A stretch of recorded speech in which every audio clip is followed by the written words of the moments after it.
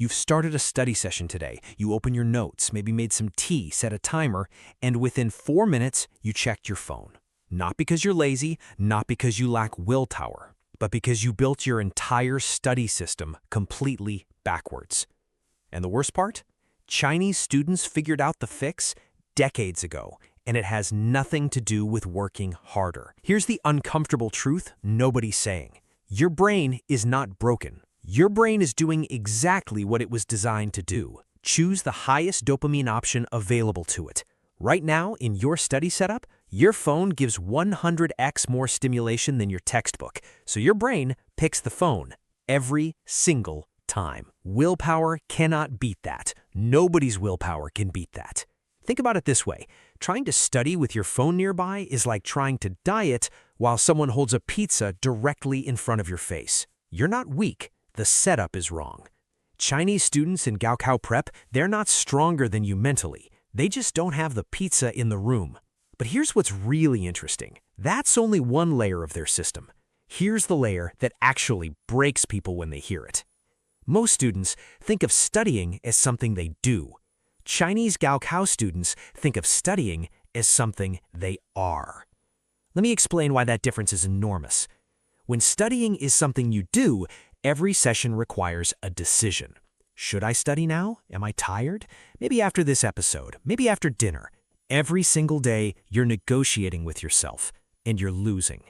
But when studying is something you are, there's no negotiation. You don't ask yourself if you feel like being yourself today. A swimmer doesn't ask, do I feel like being a swimmer this morning? They get in the pool. This is called identity-based behavior, and it's the most powerful force in human psychology. Chinese students, especially in high school, have one identity during that phase of life. I am preparing. That is what I am. Everything else is secondary, not suppressed, just genuinely secondary. Okay, here's the one that's going to hit different. Think about the last time you were reading something genuinely hard, like you read the same paragraph 4 times and still didn't get it. What did you do? Be honest. You probably closed the book, opened your phone, called it a break. Chinese students have a concept called qi-ku, eat bitterness. And here's the part that will rewire your brain if you let it. The confusion you feel when something is hard, that is not a signal to stop. That is literally the feeling of your brain forming new connections. That friction, that slight headache, that, I don't get this. That is learning in real time. You've been escaping the exact moment that matters most. Every time you escape discomfort, you train your brain one message. Hard equals run.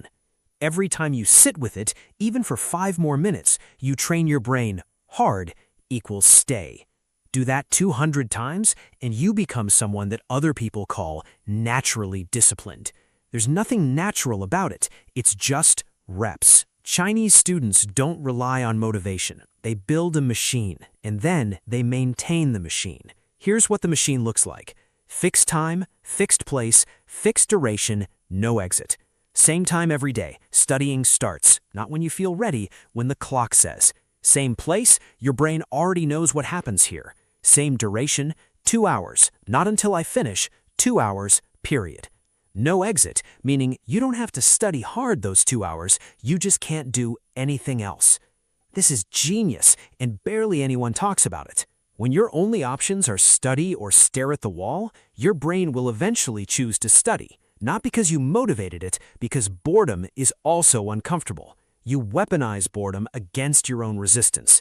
Sit down, no phone, no music, no snacks. Give it 10 minutes. Your brain will crack first, every time. Last one, and this is the one you can actually use today. In Chinese high schools, grades aren't private. Ranks are publicly posted. Everyone knows where you stand. Now, I'm not saying public humiliation is the goal, but there's a mechanism here worth stealing. When your effort, or your lack of it, is visible to someone else, you stop negotiating with yourself. Tell one person your study goal today. Not an app, not a habit tracker, a person. The social weight of that accountability does more than any productivity system, because humans are wired to not let people down. Use that wiring. Here's the real summary. Stop asking if you feel like studying. Design a room where your brain has no better option. Stop escaping discomfort. That friction is the work. Tell someone what you're doing today and show up at the same time tomorrow, whether you feel like it or not. That's not a Chinese thing. That's just how humans build anything worth having. Now close this. Go sit down. Clock's already ticking.